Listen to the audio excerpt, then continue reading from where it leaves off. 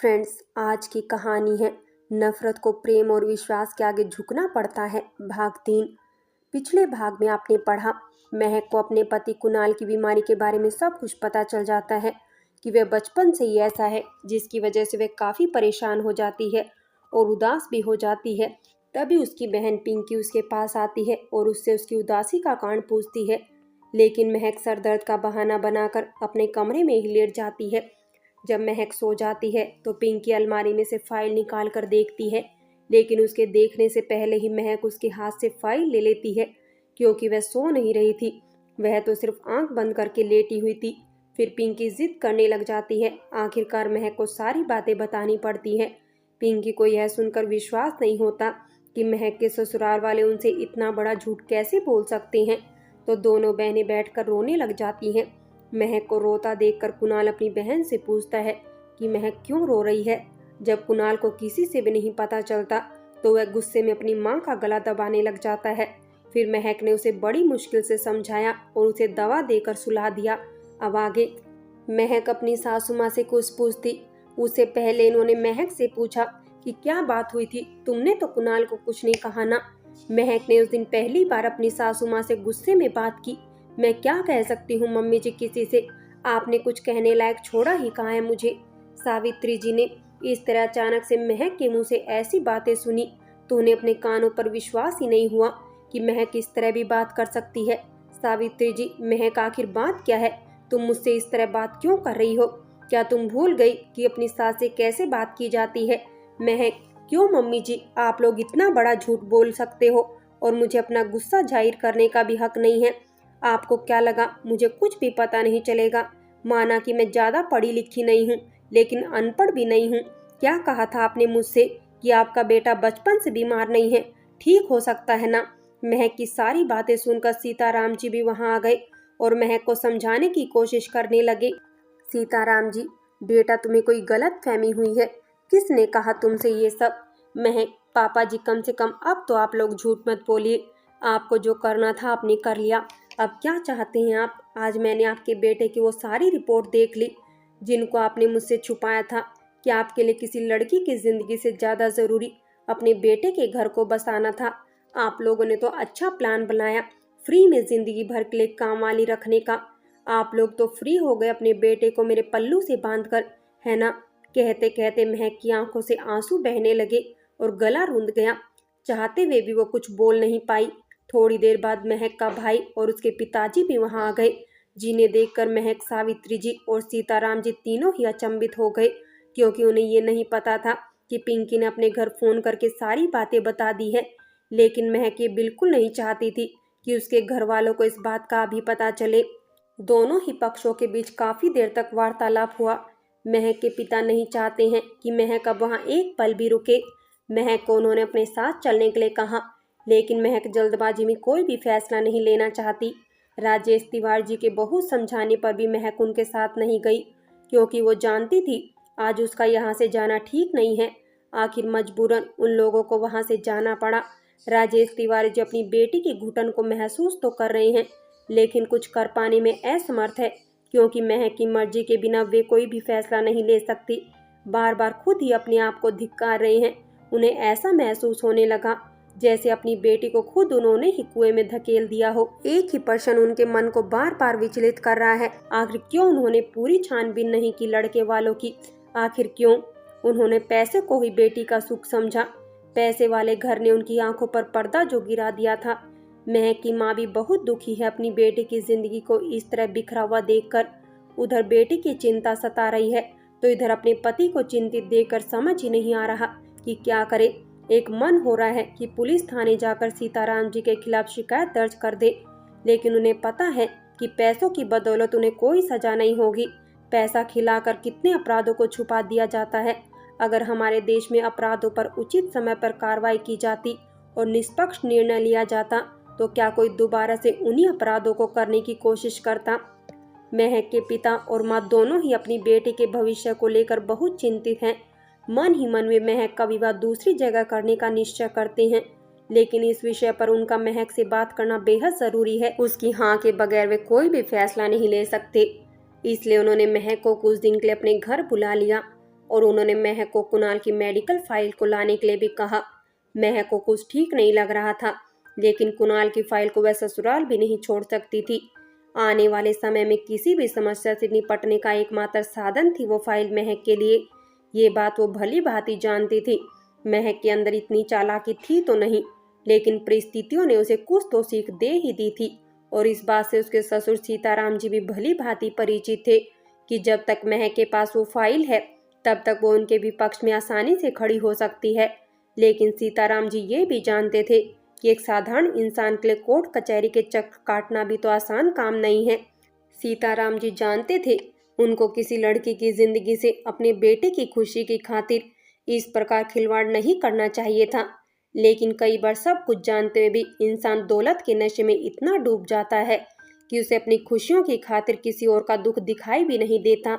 यही कारण था सीताराम जी और उनकी पत्नी सावित्री जी महक के दुख से परिचित होने के बाद भी उस पर अपना एहसान ही जता रहे थे। उन्होंने महक को कई बार इस प्रकार समझाया कि वो कभी इस रिश्ते को तोड़ने के विषय में सोचे भी नहीं। उन्हें लग रहा था कि महक उनकी बात अच्छे से समझ गई है, लेकिन ये उनका भ्रम था। बल्कि महक तो अपने मन में पहले से ही निश्चय कर चुकी थी कि चाहे उसका पति जैसा भी है वो उसका साथ कभी नहीं छोड़ेगी। अब जैसा भी है वही उसका भाग्य है। आखिर भाग्य का लिखा मिटा ही कौन पाया है। और ये भी सच था कि वो अपने पिता पर बोझ नहीं बनना चाहती थी, क्योंकि वो अच्छी तरह जानती थी कि वो इतनी पढ़ी लिखी भी नहीं है कि अपने पैरों पर खड़ी हो सके। और इस बात से भी अनजान नहीं थी कि किसी भी लड़की के लिए शादी के बाद मायके में रहना कोई आसान काम तो नहीं होता। राजेश तिवारी जी ने अपनी बेटी महक के इस विषय पर खुलकर बात करना बेहतर समझा। अब तो कोई भी ऐसा कदम नहीं उठाना चाहते थे जो उसके लिए परेशानियों का कारण बने। उन्होंने महक से कहा, बेटा तुम्हें चिंता करने की कोई ज़रूरत नहीं है। इस फाइल की बदौलत तुम्हें तलाक तो मिल ही जाएगा। लेकिन महक से दूसरे विवाह के विषय में बात करने की हिम्मत वो अब भी नहीं जुटा पा रहे थे। महक की माँ इस बात को अच्छे से समझ रही थी, इसलिए उन्होंने खुद महक से इस विषय पर बात करना उचित समझा। महक को अपनी माँ की बातें सुनकर कोई आश्चर्य नहीं हुआ, क्योंकि जो परिस्थितियाँ उसके माता पिता के सामने थी उनमें कोई भी अपनी बेटी के लिए ऐसा ही सोचता। महक ने अपनी माँ को समझाते हुए कहा, माँ आप मेरी फिक्र ना करें, मैं ठीक हूँ। वहाँ कुणाल के साथ अगर प्यार से पेश आया जाए तो उनका मूड सही रहता है, और अब तो उनका मुझसे बहुत अच्छा रिश्ता बन गया है। महक ने इस बात को अपनी माँ से छुपा ही लिया कि वो कभी भी अपने पति पर निर्भर नहीं रह सकती, बल्कि उसे अपने पति का हर पल सहारा बनना पड़ेगा। और वैसे भी माँ क्या गारंटी है कि दूसरी जगह जाकर भी मैं सुखी रहूंगी। हो सकता है वहाँ पर कोई और समस्या हो जाए। इस तरह हम अपनी मुसीबतों से कब तक भागते रहेंगे। शादी कोई गुड्डे गुड़िया का खेल तो नहीं, ये तो जिंदगी भर का पवित्र बंधन होता है। कुछ पाने के लिए कुछ तो खोना ही पड़ता है ना। जबकि महक अक्सर ये सोचती थी कि क्या कोई सच में किसी की मजबूरी का फायदा उठाकर धोखे से बांधा गया बंधन पवित्र कहलाता है। लेकिन अपनी माँ को इस बात की उसने भनक भी नहीं लगने दी, और मन की बात को मन में ही छुपाकर कहने लगी, आप ही बताइए माँ, क्या आपने मेरे लिए ऐसे घर की कभी कल्पना भी की थी? नहीं ना। ये बात आपसे बेहतर कौन जानता है कि पैसा जिंदगी को जीने के लिए बहुत ज़रूरी होता है। महक ये जानती थी कि एक यही बात है जिसे बोलकर वो अपने माता पिता के मन से अपनी दूसरी शादी के ख्याल को निकाल सकती है। महक के मुंह से ये बात सुनकर उसकी माँ भी सोच में पड़ गई और सोचने लगी, शायद महक सही कह रही है। उसे पिता के घर में कोई ऐसा सुख नहीं मिला, कम से कम ससुराल जाकर अच्छी जिंदगी तो जी पाएगी। महक ने फिर एक बार अपने माता पिता को पैसे के मोह में फंसा दिया। राजेश तिवारी जी सोचने लगे कि क्या मैं वाकई अपनी बेटी की दूसरी जगह शादी कर सही करूँगा, चाहे कुछ ठीक हो ना हो। इतना तो तय है कि उसको और कहीं ऐसा रहन सहन तो नहीं मिल पाएगा। उन लोगों के पास इतना पैसा तो है कि कुणाल के कुछ भी न कमाने के बाद भी महक अच्छी जिंदगी जी पाएगी। और फिर राजेश तिवारी जी अपने बारे में सोचने लगे कि मेरे पास तो इतना पैसा भी नहीं कि मैं महक की दूसरी शादी में बहुत सा दहेज देकर उसका रिश्ता किसी ऊंचे घराने में कर सकूं। क्या अच्छा रिश्ता मैं उसके लिए ढूंढ पाऊंगा। हो सकता है वहाँ महक को और भी परेशानियों का सामना करना पड़े। हमारे समाज की विडंबना है ही कि ऊंचे घराने की कल्पना करने पर पैसे वाला घर ही दिखाई देता है। क्या ये सच में पैसा ही इंसान को ऊंचा और बड़ा बनाता है? निश्चित ही ये सोचने का विषय है, परंतु ये भी सत्य है कि सोचना कोई भी नहीं चाहता। शायद इसी सोच के कारण ही आज महक एक ऐसे दोराहे पर खड़ी थी जिसके एक तरफ कुआं था तो दूसरी तरफ खाई थी। रास्ता वो कोई भी अपनाए, परेशानियों को तो उसे ही झेलनी थी। महक के माता पिता को उसकी बातों से लग रहा था कि वो अपने ससुराल में खुश है। शायद वो पैसे को ज्यादा अहमियत देने लगी है। इसके बाद उन्होंने महक से कुछ भी कहना ठीक नहीं समझा। महक अपने ससुराल वापस आ गई। महक और उसके घर वालों ने उसके ससुराल वालों के खिलाफ कोई कदम नहीं उठाया। तो सीताराम जी के तो बहुत खुशी की बात थी। वो सोचकर मुस्कुरा रहे थे कि बिल्कुल वैसा ही हो रहा है जैसा उन्होंने सोचा था। महक की नज़र में रिश्ते और इंसानियत भले ही महत्वपूर्ण थे, लेकिन वो इस बात से भी अनभिज्ञ नहीं थी कि पैसा भी जीवन में कम महत्व नहीं रखता।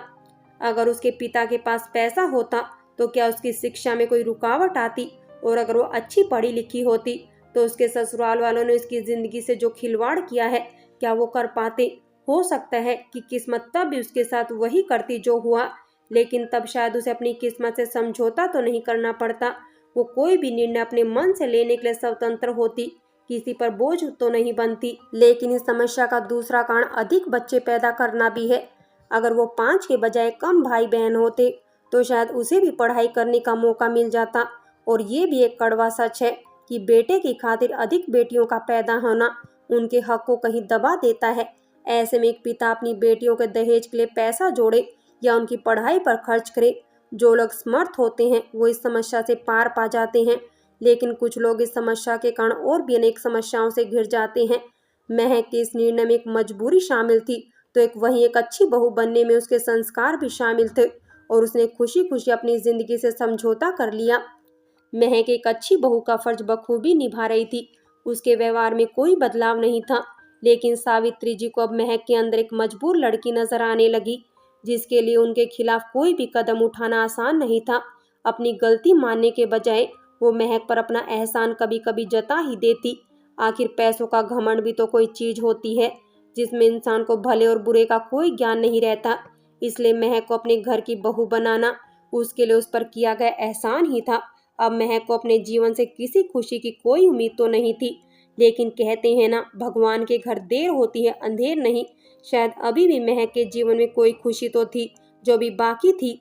फ्रेंड्स, बाकी की कहानी अगले भाग में देखिए, और अगर कहानी अच्छी लगी हो तो लाइक करें, शेयर करें और प्यार भरी कहानी चैनल को सब्सक्राइब करें।